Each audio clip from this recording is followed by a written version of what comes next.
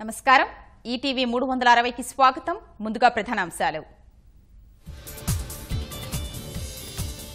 ఎన్టీఆర్ వైద్య సేవ కింద ఇకపై 5 లక్షల లబ్ధి ఆయుష్మాన్ భారత్ తో అనుసంధానం పేద గర్భిణుల కోసం తల్లి సురక్ష పైసా ఖర్చు లేకుండా ప్రైవేటు వైద్యం కట్టల కొద్దీ కరెన్సీ ఇంట్లోనే సినీ థియేటర్ 100 కోట్ల సంపద కూడగట్టిన దివాకర్ ఆర్టీసీలో సమ్మె సైరన్ నోటీసు ఇవ్వనున్న ఎంప్లాయీస్ యూనియన్